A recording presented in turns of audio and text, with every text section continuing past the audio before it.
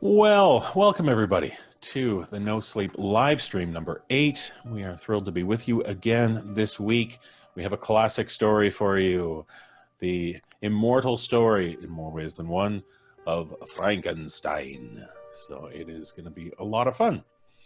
And I've mentioned him already, joining us, performing live music all throughout the story. From Cincinnati, the swoosh himself, Mr. Brandon Boone. Welcome, Brandon. Hey everyone, hope you can hear me all right. We can hear you, yes. We can hear you, we can see you. And there he is, he's actually pushing those keys this time. Last week we had to use his music via samples, but... we got to figure it out. We're going to get this, like you said, it's going to be so smooth running and everything, and then they're going to lift the quarantine and we'll... then all this just crashes to the ground. Yeah. Well, it's good to have you with us, Brandon, live. Wonderful to be here, as literally alive. For now. Who else do we have joining us? Well, we have a gentleman who I think has been on the most streams next to me. Of course, I have to be here. I'm just such a needy person. But we are thrilled that he is back, joining us from a little state called New Jersey. Would you welcome Mr. Graham Rowat? I'm also a needy person. Looking good. I'm trying to change my... How do you change your name in the window? Here we go. Changing it live. Really good to have fun. There we go. That's what I'm going with. Victor von Rowat. Well done, Victor. There. Excellent. Now, that is a great lighting, great boost. Now, what is on your shirt there, Graham? I think they're just little flowers, little probably poisonous thorns. Lovely. Well, very spring-like. So, very. You know, buttons are such. Buttons are a strange invention in these times, but for the live stream, darn it, all in.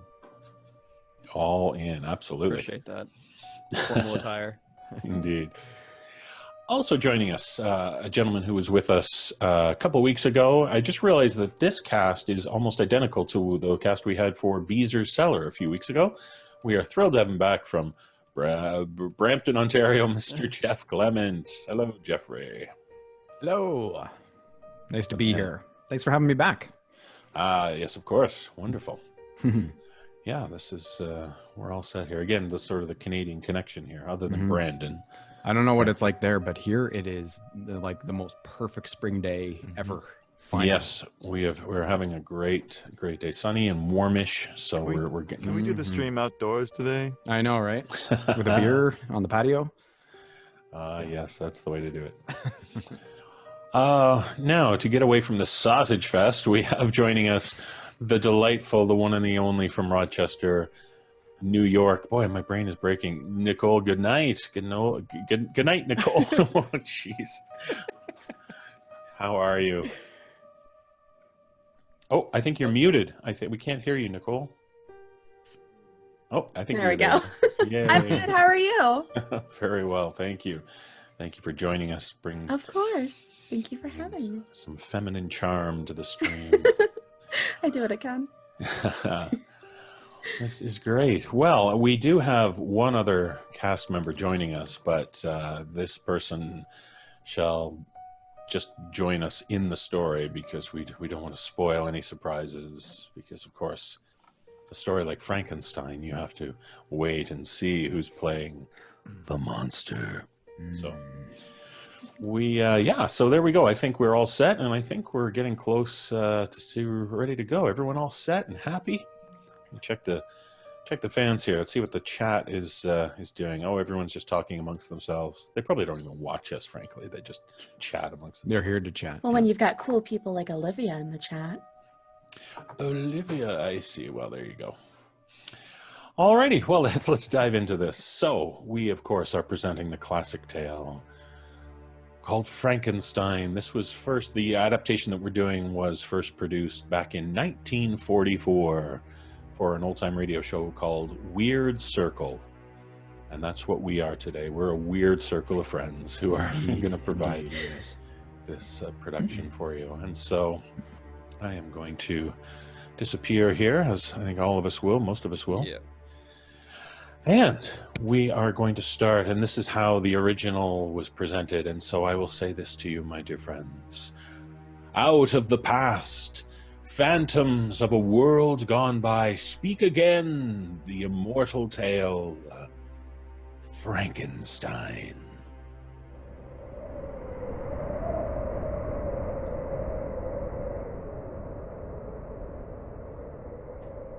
The wind howling outside my lonely home is my only companion.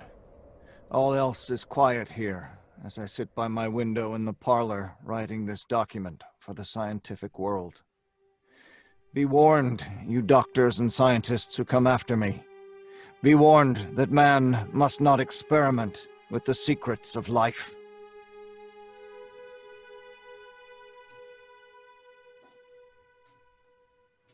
My experiences started at the university, where I was studying natural history. It was after class, May 22nd, 1975, that Professor Waldman, my dear friend Henry Clavel, and myself were in the laboratory of the university. Victor Frankenstein, your persistence amazes me. Someday I shall sit at your feet and allow you to teach me. Thank you, Professor Waldman, but the whole subject of the structure of man has always been too clouded in mysticism. Well, frankly, Victor, I prefer mysticism. That's because you're a mystic, Henry. Why, Henry's no more a mystic than I am. He just loves to avoid arduous work. Oh, translating that means I'm lazy, eh, Professor? Well, if you put it that way, I rather think of you as a student whose nervous structure does not take kindly to natural history.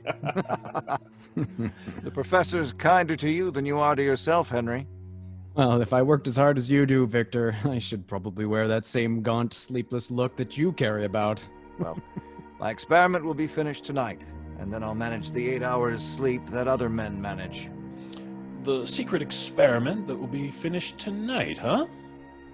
Well then, will you tell us exactly what you're doing in the basement at home? I'll tell the entire world. As a matter of fact, I stayed after class tonight, Professor Waldman, to ask you to join me this evening in the basement of our place to watch the completion of my work. How about me? Well, I don't think I dare invite more than one, Henry, and the professor's more interested in this type of procedure than you are. I shall be delighted, Victor. Just the best friend who never knows what's going on in his own home, that's all. It's not that, Henry. But I thought you'd entertain Elizabeth for me while the professor and I were at work.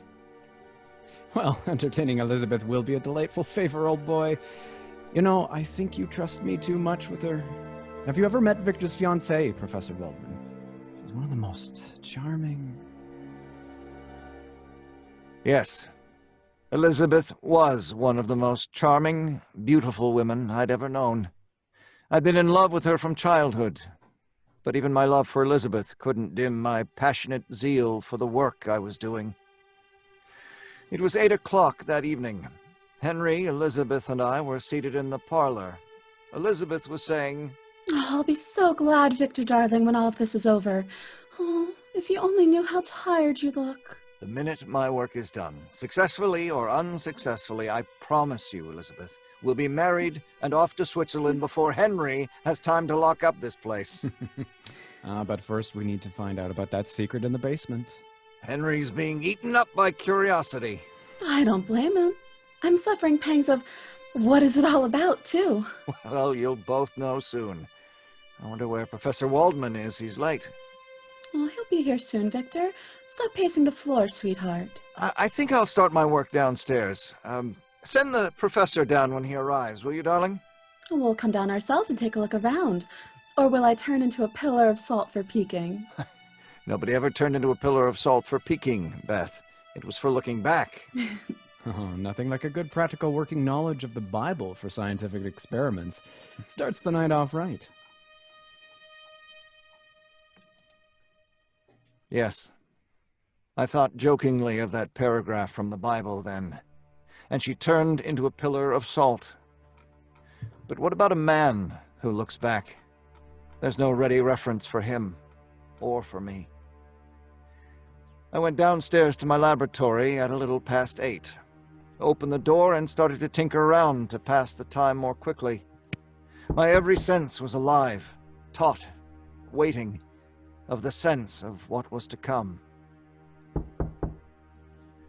I heard a knock on the side door, which led from my laboratory directly to the forest which bordered the town. I looked out and...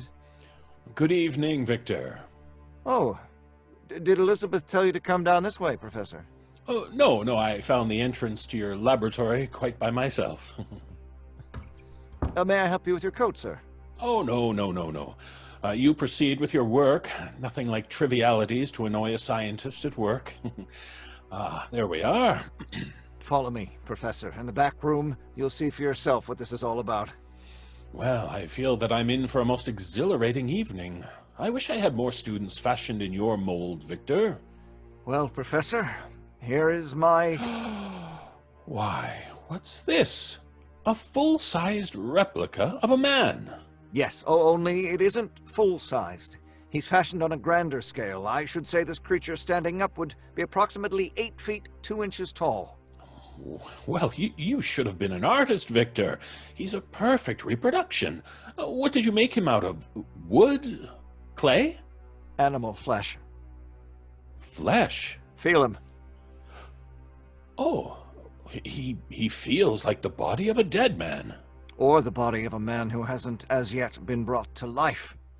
This body is complete in every detail. Hearts, lungs, teeth, even the fine nervous system. Interesting. Yes, interesting. How about the brain cells? Yes, adult brain cells. I think he's quite handsome, don't you? Well, each man to his own taste. He is the best reproduction of a man I've ever seen, but actually, his face is hideous. Oh, as a plastic surgeon, my dear Victor, I can't give you much credit. Well, now, what do you intend to do with this Hulk? You see this fluid here in this test tube? Yes? I filled the hypodermic needle with it. And now I'm going to inject the full 8 ounces into the vein, directly above his heart. But why? Why? Watch. You see, Professor, quite by accident, I stumbled on the secret of life. I've been bringing small, one-celled creatures to life for quite some time. The secret of life? Within 30 seconds after this injection, this creature will live. You're trying to play God, Victor. It's heresy. It's science. I'm making a new race, by far finer than the present one, larger in structure, stronger, heavier, healthier. A race able to live on nuts and berries, with a greater capacity for feeling. Victor, for the love of heaven, don't go through with this experiment. No man living has the right to tamper with the secret of life. You've created a monster on that floor. You've no idea what will happen if you go through with this. Watch, Professor. The injection. I only hope and pray this is a failure. It can't be. His eyes moved. Watch him, Professor. He's like a baby, first realizing life. His hands touch the floor. His eyes are trying to focus on the world around him. He's hideous. Yes, he is hideous. I made the skin too much like parchment, I'm afraid. Victor, get rid of that monster. He's trying to stand up.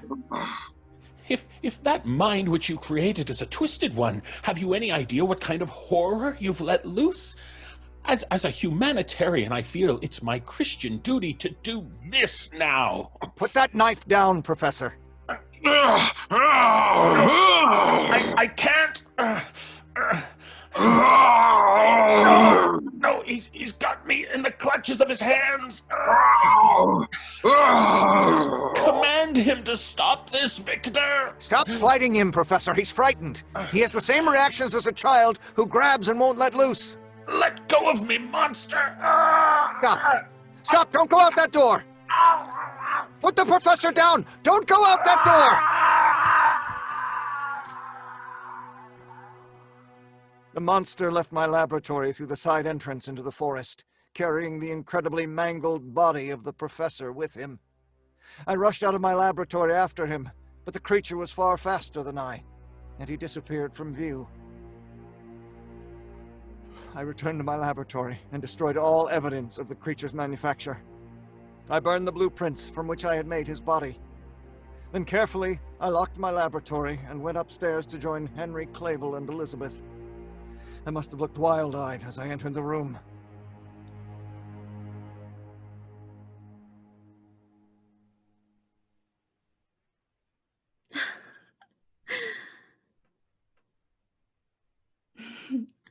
Oh, Henry, that's most amusing. You tell the best anecdotes in all the land. You flatter me, Elizabeth. Oh, Victor, you're through sooner than we expected. Darling, what's the matter? Didn't the professor show up? Nothing's the matter. My experiment was a failure.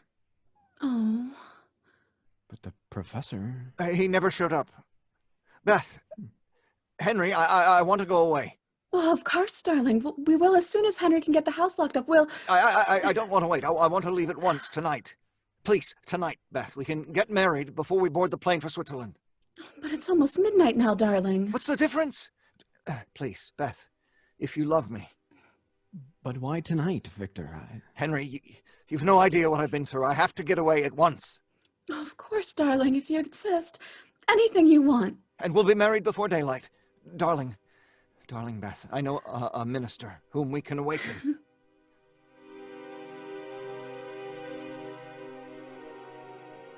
And so Beth and I were married that evening in a little chapel on the coast. Then the three of us fled to Bern, Switzerland. I refused to have anything to do with the civilized world. No newspapers, no word of home. Just the peace and quiet of the Swiss mountains. Henry and Elizabeth both tried to learn of the events that occurred in my laboratory that evening, but I never broke my silence on the subject. After the first tries, they refrained from asking me about it again. It was in the middle of the 4th month of our visit when Henry and I were sitting on the terrace of the little house in the mountains. Beth was out picking berries when Henry suddenly... Victor, I'm your closest friend. I tried to keep silent about it, but... Well, Victor, the day after we left the country, I bought a newspaper. Did you, Henry? Yes. I saw this clipping on the front page. I couldn't very well miss it. What clipping? This one. The horribly mangled remains of Professor Waldman was found on Beckman Hill. The identity of the unknown murderer is being sought by the police. Poor Professor Waldman. I had no idea. Hadn't you? No. What are you trying to say to me, Henry? You're leaving America so suddenly that very night. Your fear of being discovered, the secret experiment. Well, it all seemed to add up to some kind of strange connection with this clipping. Now, if you're in trouble, Victor, you can depend on me. I'll stay by your side. I'm not in trouble. I'm just tired. Terribly tired. And you know nothing of the professor? Absolutely nothing.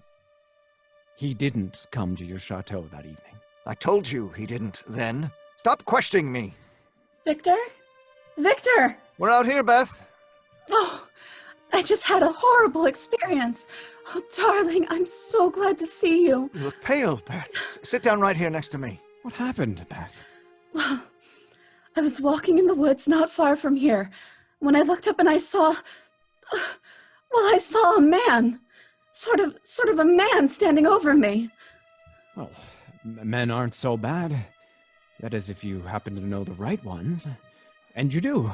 I'm not joshing, Henry. He wasn't exactly a man.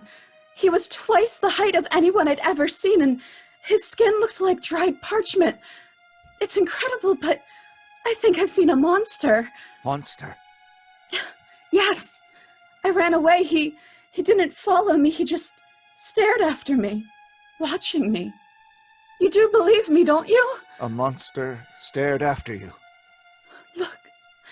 Look, Henry, Victor, through the trees right out there. Look! There he is again!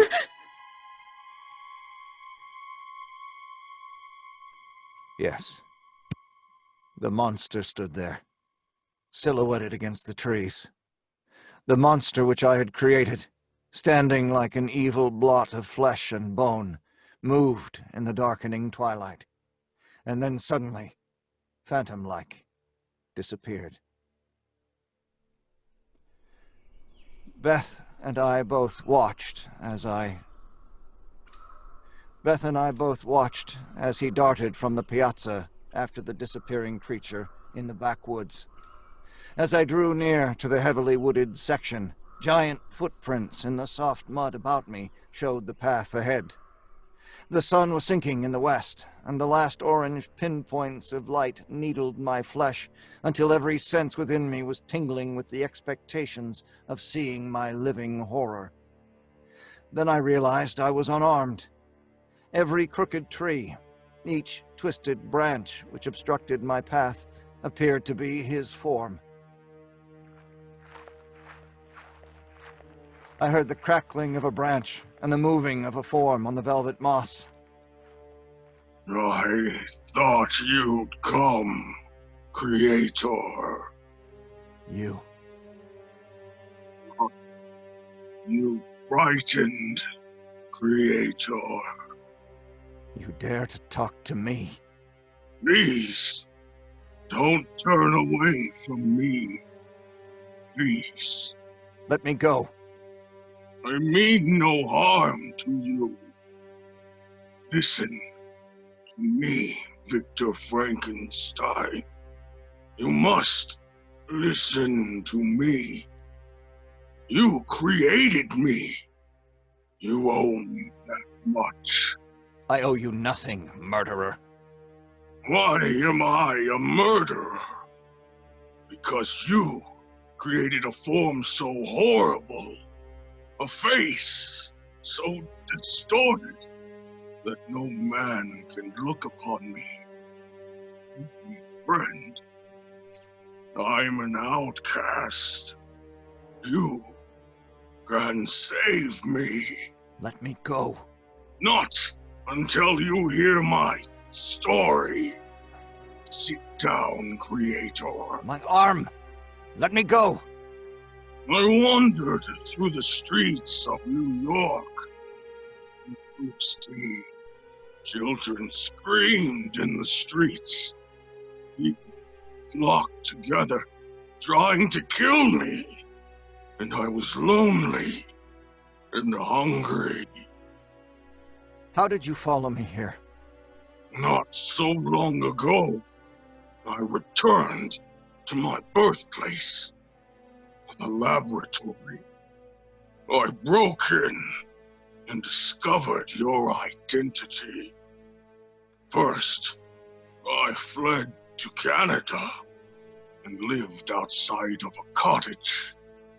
That's how I learned how to speak. An old blind man was teaching a young French-Canadian girl to speak English. I learned the lessons. I listened from the open windows. Now what do you expect of me?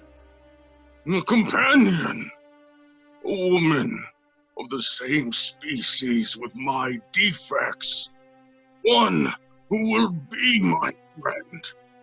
This being you must create. No, I'll not do it. You must. Every man's entitled to a wife. No! You must. If you create her for me, I'll take her with me into the far wastes, and no one will ever see either of us again. Ever. How will you live? On fruits and berries. We'll manage together. Please, you can't deny me this. A mate. A monster's mate. You will.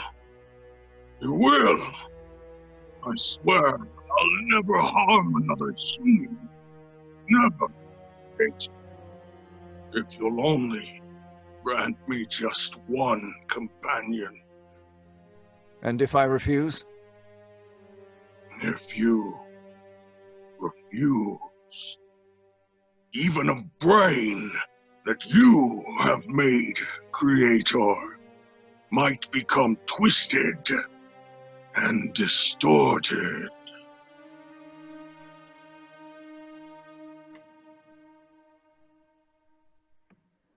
And so, that night in the forest, I made a devil's bargain. I bargained to create a monster's mate. Perhaps another murderer. How could I know? The monster swore to live in the forest and wait a year, or 2 years if necessary. And upon completion of my work, he would take his companion away. But if I broke my promise, he swore revenge. And so I started work. I searched the city for the necessary equipment, built a shack in the woods about a mile away from our home. 3 months I worked. 3 solid months, shaping her who was to be his mate. And then one night, it was windy outside. I thought the wind had blown the door open when... Victor! Victor, I'm sorry I had to disturb you. Is it Beth? No, not Beth. She's fine. She sends her love. It's the townspeople. Your activities have stirred up a lot of controversy. Oh, the fools. I can't blame them, especially after the rumors which have been going around. Rumors that... Victor, you of the monster in these forests. You've known him all along. People have seen him and connect him with you. Mothers in the village are frightened for their children. I know nothing. Look, I'm only trying to help you. I know nothing, I tell you. But the men have banded together. They're going to make a raid on you here to burn your laboratory down and find the monster who lives in the woods. They can't. They mustn't. Oh, no. What devil's work are you carrying on, man? I'm trying to help you. Oh, Victor. Will you please let your friends be your friends? Henry, will you go back to Beth and leave me alone? Beth is safe at home. You're in danger. And I won't leave your side this night, my friend. Then be prepared. Prepared for what? You've guessed many of the reasons for my secrecy. Then there is a monster. At school, I stumbled on the secret of life. I was trying to create a superior race. I was a fool, and I created him instead. And he does live. Yes, he lives. Professor Waldman. What happened to Professor Waldman? The night I created the monster, Waldman became frightened. He screamed, attempted to kill the creature. The creature, like a child, warded him off and then tore him to pieces in front of me. I couldn't stop him. The monster had killed before it had really begun to live. Then what? The monster left the basement through the side entrance, carrying the professor's corpse. I had no choice. I had to leave the country. Then what are you doing with the creature now?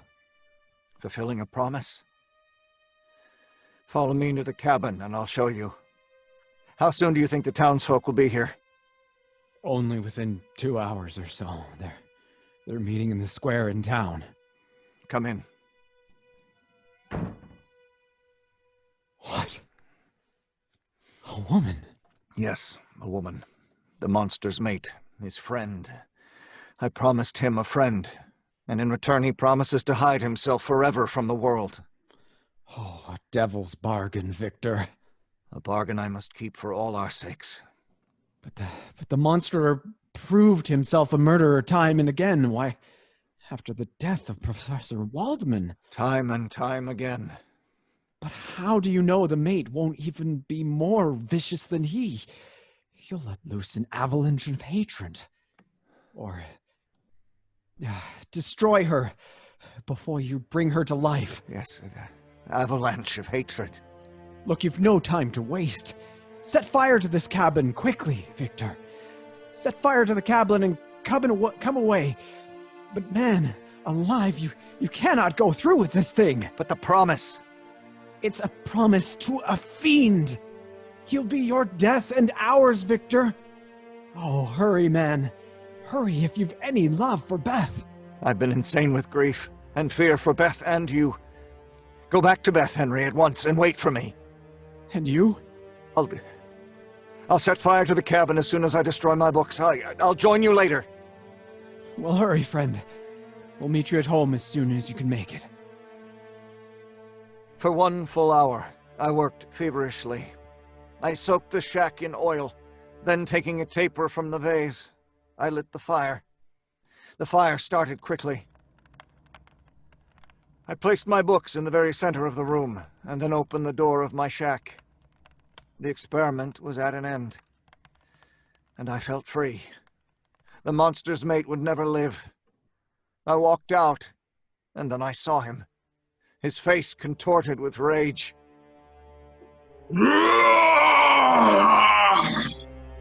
My wife! My only chance to have a friend! My only chance! I knew then what was in his mind as he raced through the forest in front of me.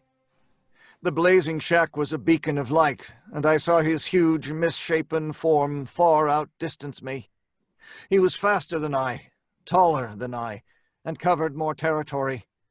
Racing, running blindly through the forest, I reached my home. The door was flung open.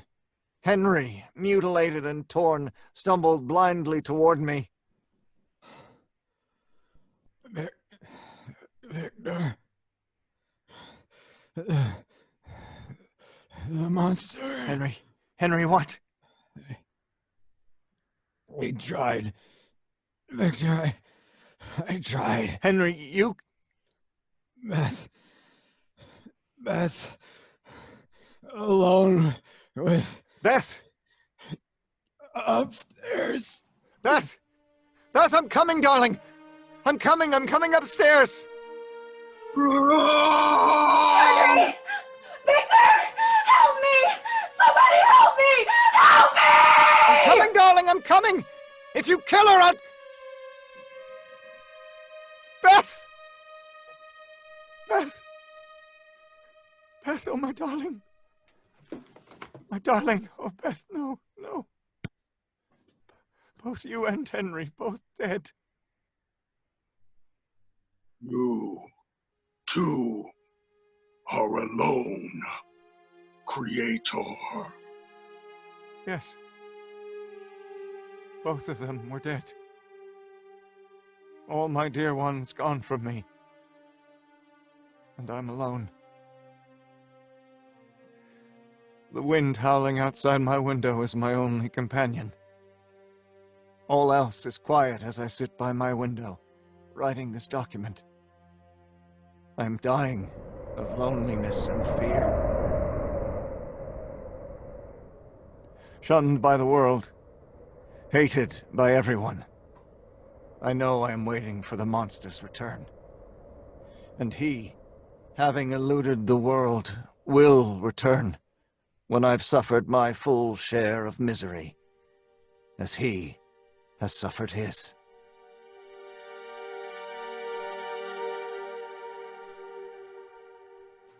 From the time-worn pages of the past, we have brought you this story, Frankenstein. The end. And there we have it, ladies and gentlemen. Frankenstein. Thank you, everyone. The cheers come in. Silent cheers. Thank you for giving us the clap. I mean, all those claps on this chat. I want the clap. No, clap bad. Excellent. Well, and Thank you, Atticus, for being so monstrous for us. Wonderful. Thank you. It's easy. Comes natural. Wonderful. Yeah, that's a lot of fun. The classics, can't go wrong. Yeah, yes. True. I really like that story. That was really good. Mhm. It is really good. That's a really fun one, yeah. Mm-hmm. I think Yes. in today's day and age, the monster would be, he'd have better luck finding someone, don't you? Swipe left. Swipe left. Swipe right. Oh, swipe right. Swipe right. Swipe left.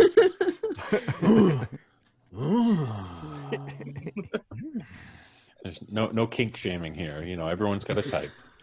Yeah, don't yuck their yum. Wait, what was that, Brandon? You never heard that before? What was the yuck, phrase? Don't yuck somebody's yum.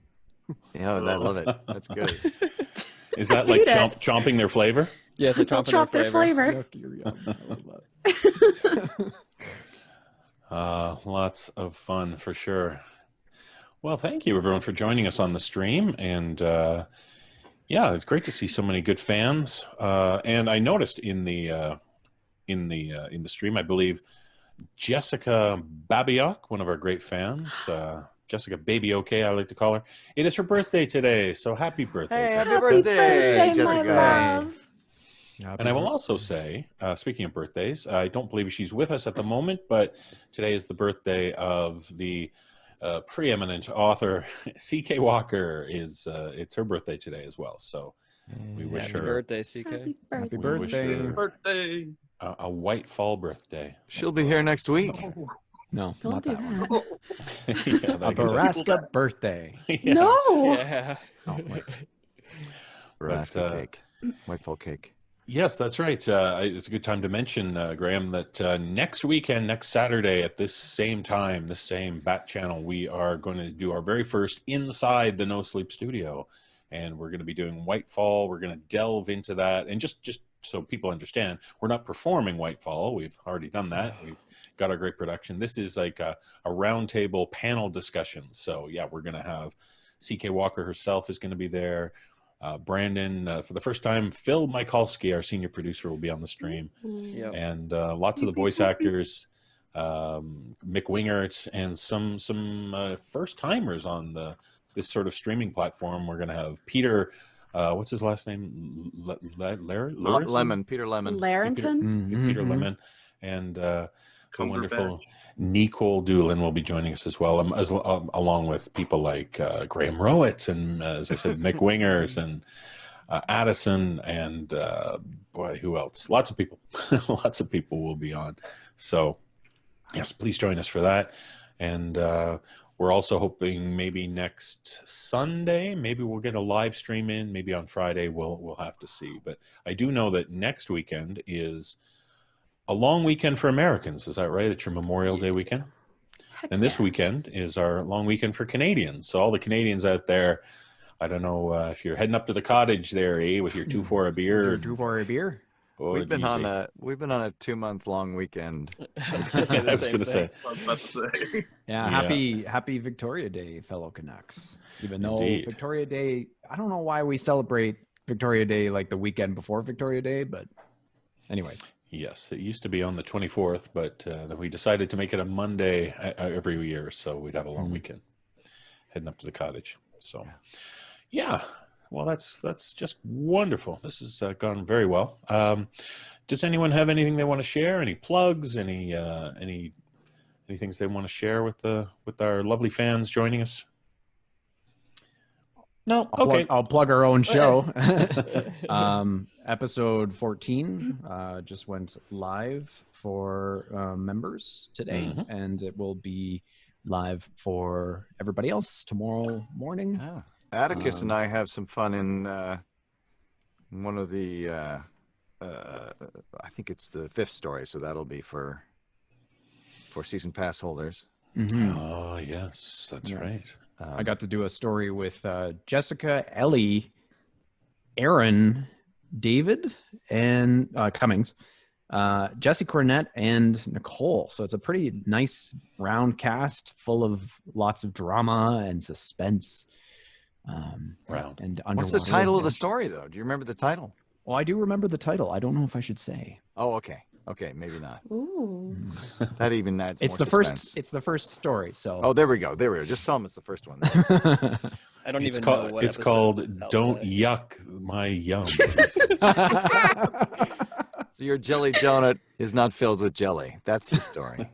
Oh, Part of the Flavor Chomp saga. You know there's a story called My Jelly Donut is Not Filled with Jelly. That's totally a story. Hmm. All right. Let's hope not. Hmm.